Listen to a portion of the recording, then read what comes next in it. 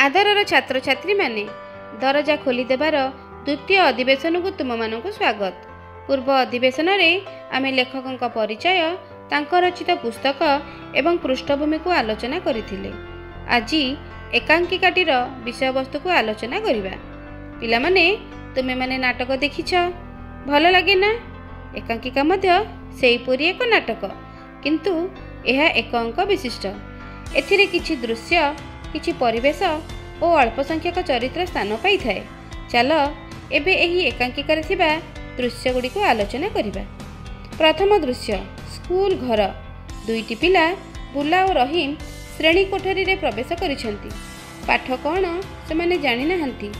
School कोठरीर साजसज्जा देखि आश्चर्य होई जाइछंती। बुला और रहीम श्रेणी कोठरीर विभिन्न वस्तु को देखि परस्पर आलोचना करिसेंती। बुला शिक्षक चित्र कलापट्टारे आंकुछि। एतिके बेले शिक्षक आसी पहुँची जाइछंती।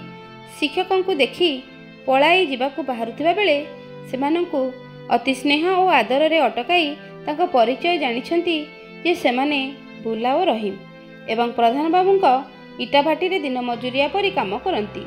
सेमानंको बयस 18-19 हेबो। शिक्षक सेमानंको भविष्यत कथा चिंता करिछंती। अज्ञानता जोगु सेमाने किपरि ठकामीर शिकार होई अल्प पारिश्रमिक पाइछंती। तेणु पाठ पढ़िबा पई शिक्षक बहु उदाहरण देई सेमानंकु शेषरे राजी कराई पारिछंती। द्वितीय दृश्य स्कूल परिवेश। श्रेणी रे बुला और रहीम सत्य एवं केतक पिलांक सह पाठ पढ़ुछंती।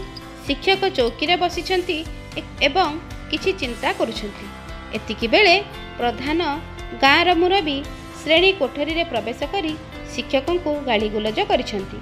शिक्षक प्रधानक मनरु कुसंस्कार और अंधविश्वास को दूर करने को चेष्टा करिछंती, किंतु प्रधान तांको पुआ सत्य से 12 बुला अजातीय पिलांक सह पाठ पढ़ू यह स्वीकार करि पारि नाहंती। शेषरे सत्य को टाणी टाणी घर को नहीं जाइछंती। तृतीय दृश्य प्रधानक घर। घर बारंडारे सत्य बसी चित्र आंकुछि। बुला और रहीम ताहा पछपट रही देखुछंती एवं चित्रटी कहार पचारिछंती।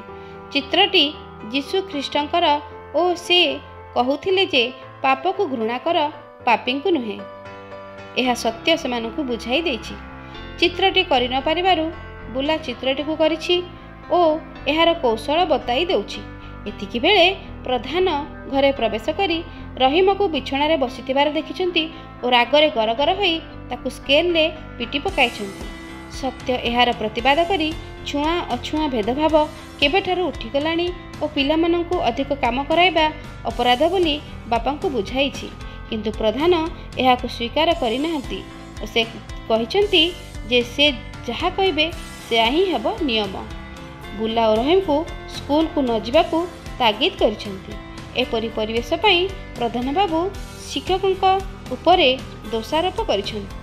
चतुर्थ दृश्य रे प्रधान बाबूंका पुआ सत्यर एक्सीडेंट हो जाइछि। शिक्षक बुला और रहीम डाक्तरखाना को जाई पहुंची जाइछंती। पंचम दृश्य रे सत्यर रक्त सह केवल बुलार रक्त ही मिसिछि, किंतु प्रधान एहाकु स्वीकार करि पारि नाहंती। गोटे 12 बुला अजातीय पिलार रक्त तांको पुआ देहरे दिया जाऊ से चाहू नथिले मध्य रक्त नतेली सत्य को बंचाई हेबो नाही बोली डाक्तर बुझाई देइछंती। शेषरे रक्तदान करी सत्यर जीवन रक्षा करि पारिछि बुला। रक्तदान एक महत्दान बोली एठारे नाट्यकार प्रतिपादन करिछंती। षष्ठ दृश्य रे प्रधान बाबू निजर भूल को बुझी पारिछंती। बुला को कुंढाई पकैछंती।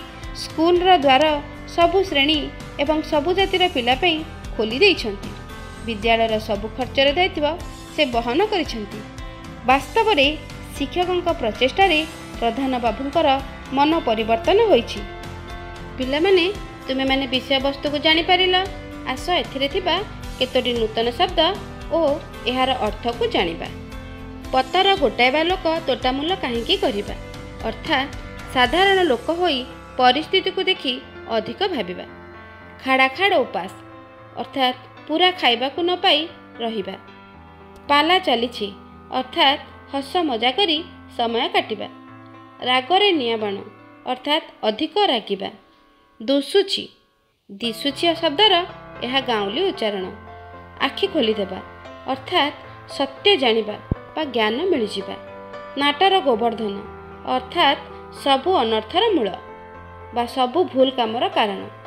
चारिआड अंधार दिशिबा अर्थात परिस्थिति बाहरिबार बाट न पाइबा। अक्षब अर्थात अछुआ जाति।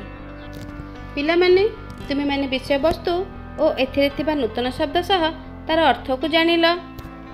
वर्तमान तुमे माने निजे निजे साहित्य बहिर दरजा खोलीदेवा पाठटी को मन देई पढ़िब और कार्यफर्दरे थिबा प्रश्न गुड़िकर उत्तर निजे लेखिबाकू चेष्टा करिब। 1 नंबर रे अछि तुमे बुला स्थान रे थिले कौन करिथांत बुझाई लेख। 2 नंबर रे एही एकांकिकाटी रे तुमको कहार चरित्र अधिक भल लागिला और काहींकी भल लागिला ताहा निज भाषा रे लेख। पिला माने आज एतिकी रे रखिबा। आर अधिवेशन रे प्रथम दृश्य रे थिबा संलाप गुडी को अभ्यास करिबा। धन्यवाद।